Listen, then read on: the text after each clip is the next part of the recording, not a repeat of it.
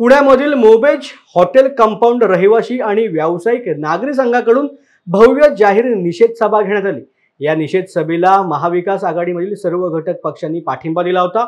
आंदोलनकर्त्यांच्या मागण्या जाणून घेण्यासाठी स्वतः आमदार रवींद्र धंगेकर यांनी निषेध सभेमध्ये भेट दिली।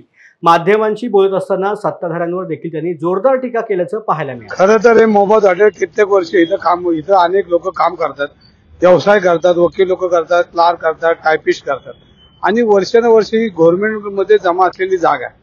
ह्याच्यामध्ये कोणतरी एक गुरु नावाची व्यक्ती येते आणि काहीतरी खरेदी करते, पोलीस खाते त्याला मदत करतोय, तहसीलदार करतोय, बिल्डरची लोक येतात, पत्र टाकतात, ते चाललंय काय?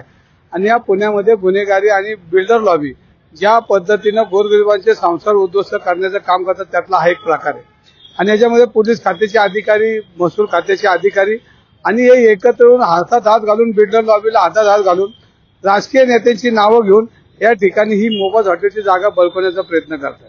खरी तर ही जागा अजून महाराष्ट्र शासनाच्या ताब्यात आहे आणि महाराष्ट्र शासनाच्या ताब्यात असून सुद्धा हिचे खरेदी खत कसे होतात हा महत्वाचा भाग। ह्याच्यामध्ये अनेक कंगोरे कायदेशीर, पण याच्यामध्ये गोरगरिबांची घरं तोडण्यामध्ये इतका प्रचंड प्रमाणामध्ये पोलीस फाटा, गुन्हेगार लोक, ते तुमचे बॉडीगार्ड काय येतात ते आणि अधिकारी हे हातात हात घालून गोरगरिबांचे संसार उद्ध्वस्त करायला निघलेत। या ठिकाणी कुमार सत्तरशी साहेब जे डॉक्टर इकडे आलेत, त्याच्यावर आमचे आयडे सगळे कार्यकर्ते आणि सर्व पक्षाची लोक या ठिकाणी आम्ही एकत्र येऊन आंदोलन केलं।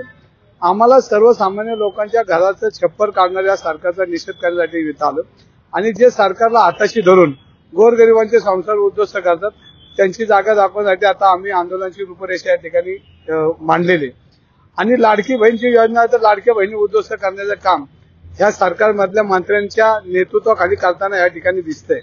या ठिकाणी धडधडीत उपमुख्यमंत्र्यांचं, गृहमंत्र्यांचे फोटो लावून ज्या पद्धतीने आम्ही गृहमंत्र्याचे लोक आहोत आणि या पद्धतीने दादागिरी करतात, पोलीस खातं या ठिकाणी खुर्च्या टाकून संरक्षण करते।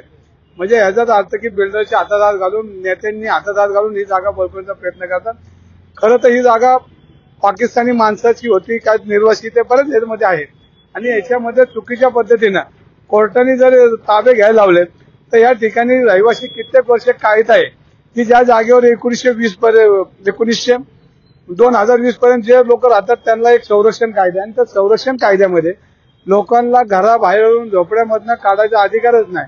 पण कुठल्या लेवलला चाललाय कायद्याचा काय आधार? कायद्याच्या दोन्ही बाजूनं तपासता सुईच्या बाजूने, बिल्डरच्या बाजूने, पोलिसांनी एकत्र येऊन केलेली कारवाई, याचा निषेध आज आम्ही इतर केलेला आहे। आम्ही याचे प्रश्न उत्तर हे सरकारला विचारणार आहे, अधिकाऱ्यांना विचारणार आहे आणि ह्याच्या पुढे जर बळाच्या जोरावर गरिबांची घरं उद्ध्वस्त करण्याचा प्रयत्न केला तर आम्ही जसं तसं त्यांना उत्तर देऊ।